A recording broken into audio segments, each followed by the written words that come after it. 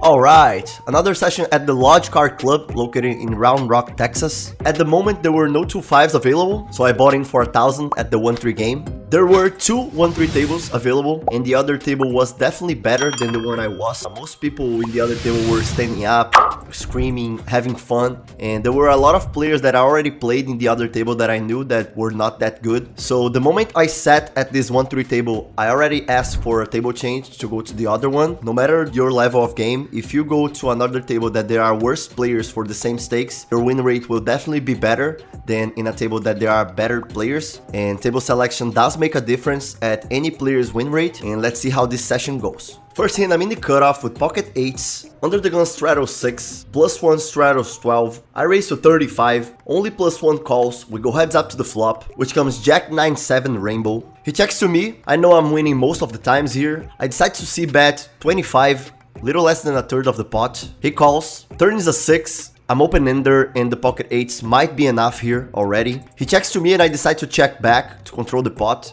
River is another 6, now he bets 75. For this call to be profitable, I gotta be right a little more than 25% of the times. I'm only beating bluffs and I don't know much about this guy, but I believe he will bluff more than 25%. So I decide to call the 75.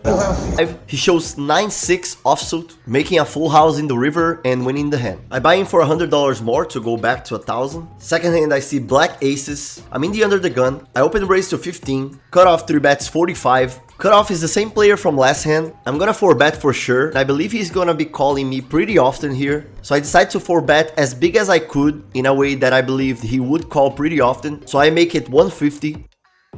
He calls and we go heads up to a flop that comes 8-6-5 with 2 clubs. I'm gonna still be winning here most of the times. Checking and betting are both fine here, but in this particular situation, I decided to c-bet 50% of the pot. He folds and we win the hand. My seat is ready in the other table, and stay tuned cause from now on things will get really interesting. One of the first hands, I'm in the small blind. Early position raises to 20, cutoff and button call. I'm usually gonna 3-bet here, but in this particular situation, I decided just to call and play out of position with ace-queen offsuit. 5 players see the flop. Flop comes Jack 8-7, all hearts. I have the ace of hearts. I check. Under the gun c-bets 45. I'm the only one who calls. We go heads up to the turn, which comes at 10. Now I have a double gutter and a nut flush draw. I check again, and he quickly bets 100. Effective stack is deep. I could check raise here and put pressure on him, but looking at him, I didn't feel I could find a fold so often. And also, I had a pretty good price to call and see a river. If I'm playing for the heart and for the 2 gutters, I have 15 outs, which will roughly come in the turn 30% of the times. I'm calling 100 for a pot that has 288,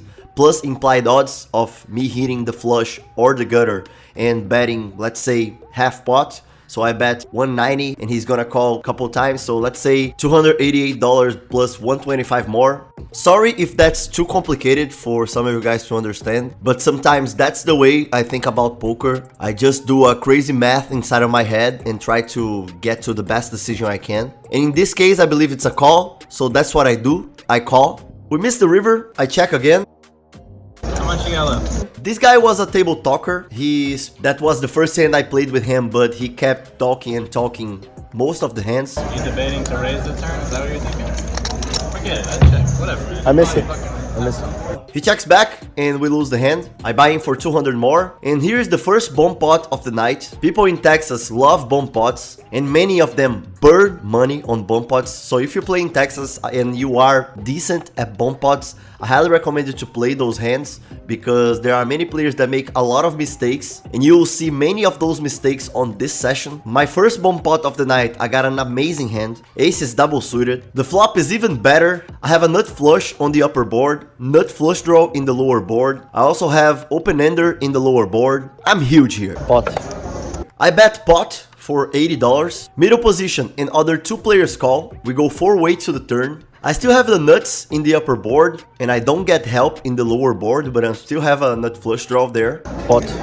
I bet pot again for $400. Honestly, I want to get called. The more money there is in this spot, the better, because I'm going for the nuts in the lower board, and I have the nuts in the upper one. Early position goes all in. He shows only 2 pair in the upper board and a middle set in the lower board. I'm in a good shape here. I'm going for any 5, spade, or ace in the lower board, while he's going for any deuce or king in the upper board. But unfortunately, I miss, and we chop. Chop. I'm pretty much break even so far, but the table has a lot of action.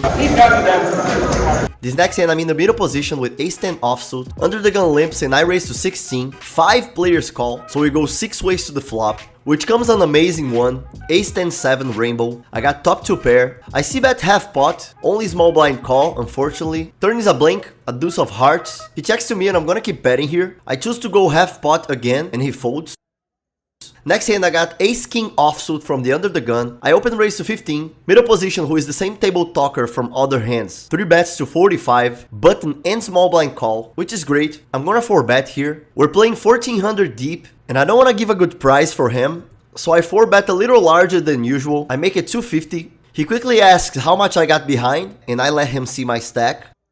He folds, the other player fold, and we win this hand. We're up $600 so far. Another bomb pot, everybody puts $10 and we all see a flop. Not the best flop for my hand. We all check and I hit the best turn I could on both boards. An 8 of hearts and an 8 of clubs. Now I have the nuts on both boards. And I also have a defense of a flush draw in the lower board. I want to put money on this spot. Early position bets 75, plus 1 calls, middle position and hijack call. Button called out of turn, so I knew that he would call in case I just called here. But I got a clear pot situation. There is no chance I'm gonna just call here, and that's what I do.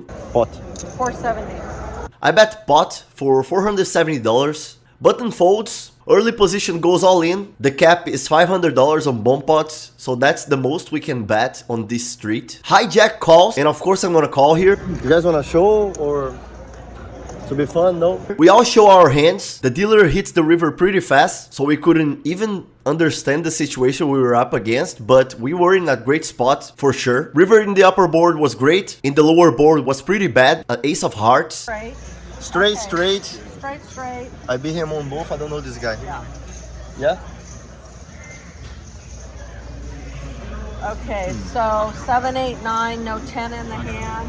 Set of 3. I win both boards and we scoop a very welcome $1,700 pot.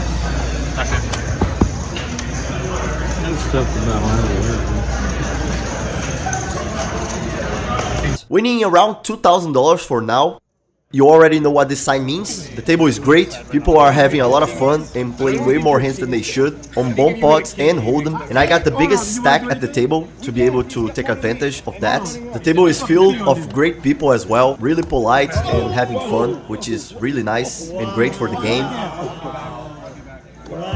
This guy was one of the only guys in the table that was playing optimally, at least sounding like he was playing good, and now he's leaving, which is nice. Besides him, most players were limping, playing way more hands than they should, and using bad sizings, which is great. Next hand we got another bomb pot. I got a terrible hand, deuce 5, 10, 6 with a 6 high flush draw, but the flop was amazing. I have the nuts in the upper board and 2 pair in the lower board. Pot. 70.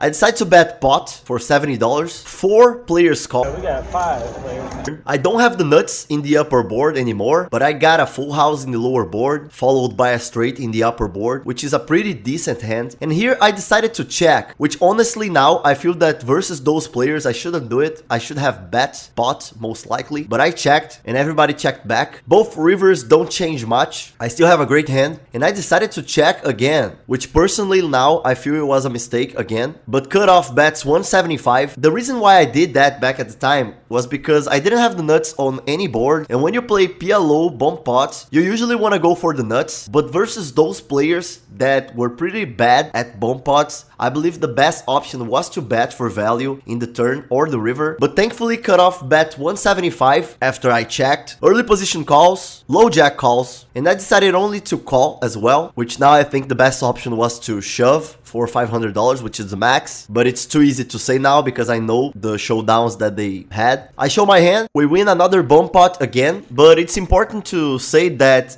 we could have won more. And that's something that we really should be looking for. Like, how can we improve our decisions to have even better results? There is always space for improvement for us, and we should definitely try to be the most accurate we can. So in this situation, I could have $500, $600 more as a result of playing better.